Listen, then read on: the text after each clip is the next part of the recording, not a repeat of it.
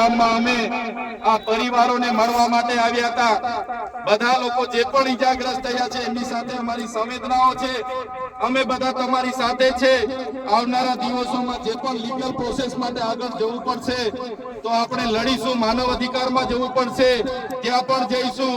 અનુસૂચિત જનજાતિ આયોગમાં જવું પડશે ત્યાં પણ જઈશું। યુનો કોર્ટ સુધી જવું પડશે ત્યાં પણ જઈશું। પણ ગુજરાતમાં કોઈ પણ જગ્યાએ આદિવાસીઓને હેરાન થવા માટે નહીં દઈએ। અને સરકારને પણ કહેવા માંગીએ છીએ આ પાડલિયાના લોકો એકલા નથી। હવે પછી જો અમારા પાડલિયાના લોકો સાથે હેરાનગતિ કરશો તો અમે હજારો નહીં પણ લાખોની સંખ્યામાં અહીંયા ઉપસ્થિત થઈને તમારી સાથે ત્યારે મારા વડીલો, યુવાનો, માતાઓ, આજે અમે મુલાકાતે આવવાના હતા। ગઈકાલે જ તમને અમે જાણ કરી અહીંયા તમે સૌ ઉપસ્થિત થયા છો।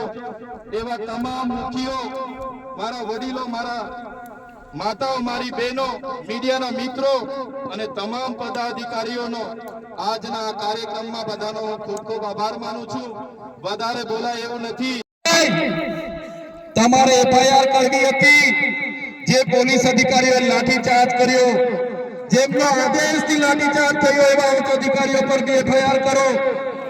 એ નેતાઓ પર પણ એફઆઈઆર કરો, એમના પર પણ કાર્યવાહી કરો। ભાજપના વન મંત્રી હમણાં જ નવા વનના મંત્રી બન્યા છે। એને હોસ્પિટલમાં પોલીસ અધિકારીઓને બધા સાથે મુલાકાતો લીધી।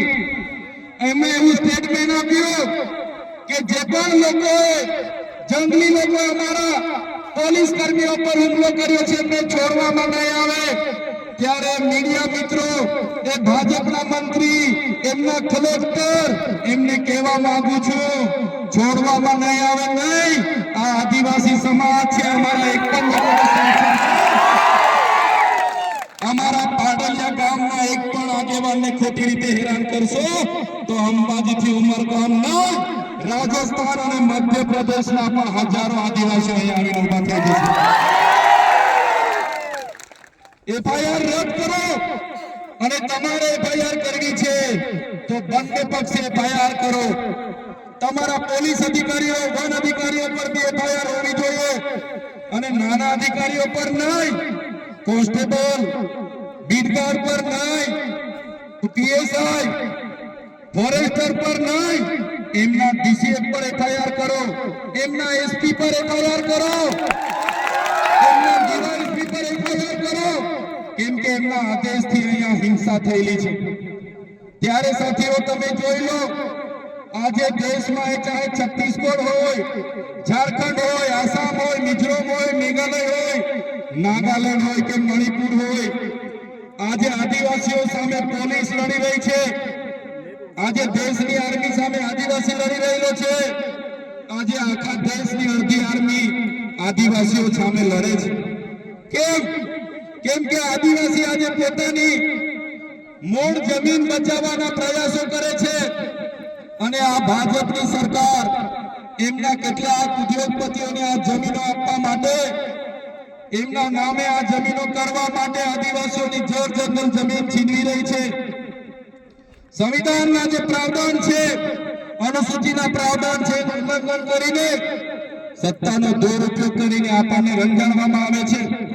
ત્યારે મારા ભાઈઓ, મારા વડીલો, મારી બહેનો, મારી માતાઓ, આજે તમારા પર અત્યાચાર થયા છે।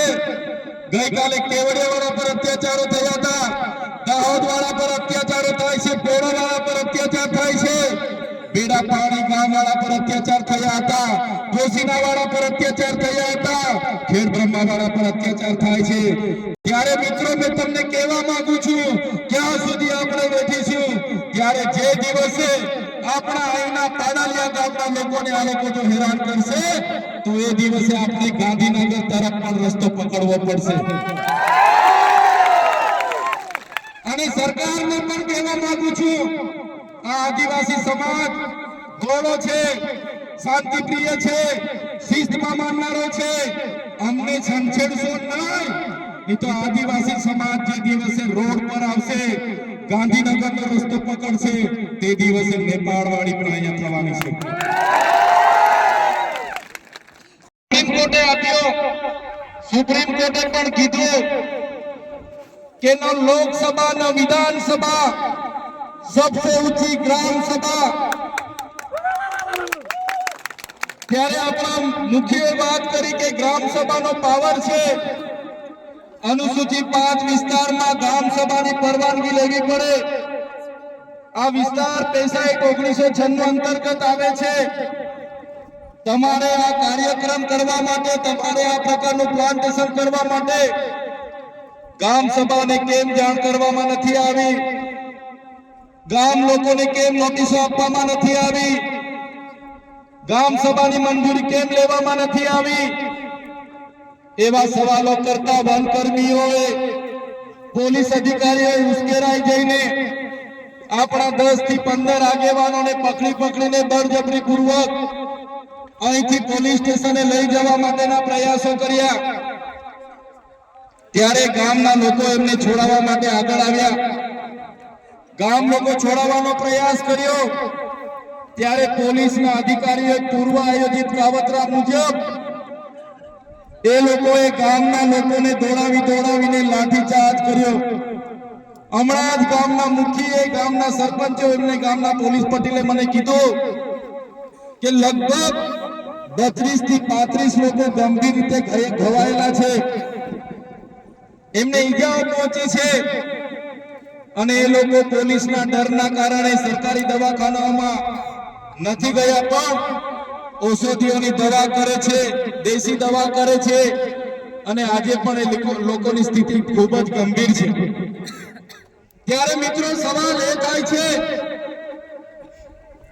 કે આ પ્રકારની સૂચના કોણે આપી પોલીસને કયા ભાજપના નેતાઓએ પોલીસને મોકલ્યા કયા ભાજપના નેતાઓના ઈશારે લાઠીચાર્જ થયો કયા ભાજપના નેતાઓના ઈશારે અહીંયા 27 જેટલા ટીયર ગેસ છોડવામાં આવ્યા અને કયા ભાજપના નેતાના ઈશારે અહીંયા 50 થી પણ વધારે રાઉન્ડ ફાયરિંગ કરાવવામાં આવ્યું આ ફાયરિંગમાં નાસભાગ કરતા ઘણી માતાઓ ઘણા બહેનો ઘણા વડીલો ઈજા પામેલા છે ત્યારે સાથીઓ આપણો આદિવાસી સમાજ સંવિધાન અને સંવાદમાં માનનારો છે આપણા લોકોએ સંવિધાનની વાત કરી સંવાદની વાત કરી અને વન અધિકારીઓ અને પોલીસ અધિકારીઓએ એમનો સત્તાનો ઉપયોગ કર્યો ભાજપના નેતાઓના ઈશારે આપણા લોકોને ડરાવવાનો ધમકાવવાનો ઉપયોગ કર્યો આપણા લોકો પર લાઠીચાર્જ કર્યો ત્યારે આ ભાજપની સરકારને એમના એસપી ને એમના ડીવાયએસપી ને એમના ડીસીએફ ને આ ચૈતર વૈસાવા કહેવા માંગે છે અમે આદિવાસી લોકો સંવિધાનમાં માનનારા છે અમે આદિવાસી લોકો સમાજમાં માનનારા છે અમારા આદિવાસી લોકોને તમે છંછેડ છો અમે સંવિધાનને હવે સમાજ સાઈડ પર મૂકીશું એ દિવસે અહીંયા હાર પારની લડાઈ થવાની છે આદિવાસી સમાજનો ઇતિહાસ તમે જોઈ લેજો આઝાદીની લડાઈમાં અમારા ગુરુ ગોવિંદજી લડ્યા છે ભગવાન બિરસા મુંડા લડ્યા છે ડાક્ટર નાયક લડ્યા છે ખાદ્ય નાયક લડ્યા છે જલકારી બાઈ લડી છે મહારાણા પ્રતાપનો ઇતિહાસ જોજો અમારા પૂંજા ભીલ લડ્યા છે ત્યારે આ સરકારોને અમે કહેવા માંગીએ છીએ દેશની આઝાદીમાં પણ રૂપસિંહ નાયક જેવા લોકોએ અમારા સ્વતંત્ર રાજ્યની સ્થાપના કરી હતી દેશના વિકાસમાં પણ અમારા આદિવાસી સમાજે પરસેવો આપ્યો છે લોહી આપ્યું છે દેશના વિકાસમાં જ્યાં ડેમોની જરૂર પડી અમારા લોકો વિસ્થાપિત થયા છે કોરિડોરની જરૂર પડી અમારા લોકો વિસ્થાપિત થયા છે નવા નેશનલ હાઈવે બનાવવા અમારા લોકો વિસ્થાપિત થયા છે એરપોર્ટ બનાવવા માટે અમારા લોકોએ જમીનો આપી છે જળ જંગલ અને જમીનો પર રહેનારો અમારો મૂળ માલિક આજે પોતાના સમાજ સાથે આજે ગામથી પોતાની સંસ્કૃતિથી પોતાની પ્રકૃતિથી છીનબીન થઈ ગયો છે આટલું બધું કર્યા પછી પણ અમારા લોકોને તમે રંજાડવાની વાત કરશો તે દિવસે અમે તીરકાંઠા નથી ચલાવ્યા 13 તારીખે અમે ભાલાપાલિયા નથી ચલાવ્યા પણ અમારી માતા બહેનોને હેરાન કરવામાં આવશે આવનારા દિવસોમાં તીરકાંઠા પણ ચાલશે ને અમે વિકાસના સાથે અમારે કોઈ નિસ્બત નથી વિકાસનો અમારે કોઈ વિરોધ નથી પણ આદિવાસીઓના ભોગે વિકાસની તમે વાત કરો છો એને હમણાં અમે સંમત નથી એક બાજુ આઝાદીના 78 વર્ષ થઈ ગયા અમારા લોકો આજે આઝાદીના 78 વર્ષ પછી પણ 2% રોટલાઓ માટે અમારા લોકોને શહેરોમાં મજૂરી કરવું જવું પડે, અમારા બાળકોના શિક્ષણ માટે શાળાઓમાં શિક્ષકો માટે આંદોલન કરવું પડે, સારી શાળા માટે આંદોલન કરવું પડે, પીવાના પાણી માટે આંદોલન કરવું પડે, જંગલની જમીન માટે આંદોલન કરવું પડે, અમારી ખેતીના પાકના ભાવ માટે આંદોલન કરવું પડે, અમારા યુવાનો સાથે જે અત્યાચાર થાય એના માટે આંદોલન કરવું પડે, મારી બે દીકરીઓ માટે આંદોલન કરવું પડે. ત્યારે અમે આ સરકારોને કહેવા માંગીએ છીએ, આ તમારી મનુવાદી સરકાર, આ તમારી સામંતશાહી સરકાર, આદિવાસી સમાજ હવે જાગી ગયો છે. સરકારને અમે કહેવા માંગીએ છીએ, હવે અમારો સમાજ લડેંગે જીतेंगे, जिंदाबाद मुर्दाबाद, आगे बढ़ो. हाय सरकार, हाय हाय, आवेदन निवेदन હવે અમે કરવા માંગતા નથી. તમે પાડલિયા ગામ સાથે જે અત્યાચાર અમે કર્યો છે, જો આવનારા દિવસોમાં જે પણ લોકો પર એફઆઈઆર થઈ છે એ એફઆઈઆર રદ કરવામાં નહીં આવે તો આવનારા દિવસોમાં અમે પાલનપુર એસપી કચેરીનો ઘેરાવો કરીશું. એકલા નથી, તમારી સાથે આખા ગુજરાતના આદિવાસીઓ ઉભા છે અને જે આદિવાસીઓને બદનામ કરવાનો એમના સરકારોએ, એમના મંત્રીઓએ કર્યું છે કે આદિવાસીઓએ હુમલો કરી દીધો, આટલા પોલીસ અધિકારીઓને હુમલો કરી મારી નાખવાનો પ્રયાસ કર્યા, ત્યારે આદિવાસી તો અહીંયા 3 કલાક સુધી વિનંતી કરતો હતો કે સાહેબ, અમે અમારા બાપ દાદાઓથી અહીંયા રહીએ છીએ, 3 પેઢી 4 પેઢીથી અમારું ગામ છે, ઘર છે, અમારો કૂવો છે, અમે 2006 અંતર્ગત વન અધિકાર અધિનિયમ અંતર્ગત આ જમીન માંગવા માટેની અરજીઓ કરી છે, અમને સનતો પણ મળી છે, કેટલા લોકોની સનતો પણ પેન્ડિંગ છે, છતાં કોઈનું સાંભળ્યા વગર જે વન વિભાગ, જે પોલીસ અધિકારીઓ અને રેવન્યુ વિભાગે જે કૃત્ય કર્યું છે એની અમે નિંદા કરીએ છીએ, એને અમે વખોડી કાઢીએ છીએ. આજે અહીંયા લીગલ સેલના પણ મારા વકીલો, મારા એડવોકેટ ટીમો આવેલી છે. ત્યારે જ્યારે પણ આ ગામને ન્યાયિક લડતની જરૂર પડશે, જ્યારે પણ આ ગામના લોકોને લીગલી લડતની જરૂર પડશે, ત્યારે પણ અમે તમારી સાથે છે. અને જો આવનારા દિવસોમાં જે લોકોના આદેશોથી અહીંયા હિંસા થયેલી છે એ લોકો પર એફઆઈઆર કરવામાં નહીં આવે, કાં તો આપણા લોકો પર થયેલી એફઆઈઆર રદ કરવામાં નહીં આવે, તો આવનારા દિવસોમાં પાલનપુર જિલ્લા કચેરી ખાતે ખૂબ મોટું આંદોલન કરવા આપણે બધાએ પહોંચી જવું પડશે. એના માટે પણ અમે આહવાન કરીશું. સાથીઓ, ગુજરાતમાં આપણે 15% આદિવાસી વસ્તી છે, 15% આદિવાસી વસ્તી છે. રાજસ્થાન આપણી નજીક છે, મધ્યપ્રદેશ નજીક છે. કોઈએ ડરવાની જરૂર નથી. જે લોકો સંવિધાનનું ઉલ્લંઘન કરીને આપણને ડરાવવાની કોશિશ કરે છે, ત્યારે એ સંવિધાન એ બાબા સાહેબ આંબેડકરે બનાવેલું સંવિધાન છે, જયપાલસિંહ મુંડાએ બનાવેલું સંવિધાન છે. અનુસૂચિ 5 માં મળેલા આપણા અધિકારો છે એને બચાવવા માટે આપણે બધાએ હવે આગળ આવવું પડશે. મારા યુવાનો, મારા વડીલો, મારી માતા બહેનોને કહેવા માંગુ છું, આજે પાડલિયા ગામમાં જે થયું છે એની પાછળ ઉદ્યોગપતિઓના હાથ છે, એની પાછળ ભાજપના મંત્રી તંત્રીઓના હાથ છે. એમણે પોલીસ અને વન વિભાગને એમનો હાથો બનાવીને આપણી સાથે લડાવીને, આપણને ડરાવીને આપણી જમીન મેળવવાના પ્રયાસો કર્યા છે.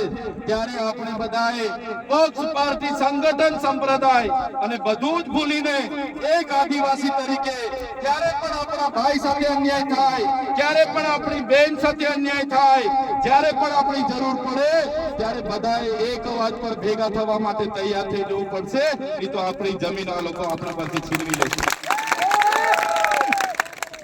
ત્યારે સાથીઓ, આજે મારી તબિયત પણ નરમ હતી, પણ જે મારી બેન કાલે પરમ દિવસે એમના વિડીયો મેં જોયા, ગામના લોકો સાથે સંપર્ક કર્યો, ત્યારે મને થયું કે જઈને બેનને મળીએ, હકીકત જાણીએ. અને અહીંયા આવીને જોયું ને જાણ્યું, ખરેખર ખૂબ અત્યાચાર આપણા લોકો સાથે થયો છે અને પાછા આપણા લોકો પર જ એફઆઈઆર થઈ છે અને કોમ્બિંગ કરીને બધાને પકડવાની વાત છે. ત્યારે કોઈએ ડરવાની જરૂર નથી. ક્યાંય પણ તમારી સાથે અન્યાય થશે તો આખા ગુજરાતનો, આજુબાજુ રાજસ્થાન હોય કે મધ્યપ્રદેશનો આદિવાસી સમાજ તમારી સાથે છે. ત્યારે મારા વડીલો, મારી યુવાનો, મારા ભાઈઓ અને બહેનોને અમે કહેવા માટે આવ્યા છે જ્યારે પણ આદિવાસી સમાજની લડતની વાત હશે, જ્યારે પણ આદિવાસી સમાજ માટે લડવાનું હશે, એ સડકથી લઈને સદન સુધી અમે લડવા માટે તૈયાર છે, પણ તમારો બધાનો સહકાર અમને જોઈશે, ત્યારે આ લોકો સામે આપણે અમે સમાજ સામે લડીએ છીએ, સમાજ માટે લડીએ છીએ, સરકાર સામે લડીએ છીએ, ત્યારે આ સરકારોને ગમતું નથી. અમને પણ જેલોમાં નાખી દેવામાં આવે છે, જેલોમાં લઈ જઈને અમને ડરાવવામાં આવે છે, ધમકાવવામાં આવે છે, વેદના આપવામાં આવે છે, મારા પરિવારને પીડા આપવામાં આવે છે, છતાં અમે ડરતા નથી અને ડરીશું પણ નહીં.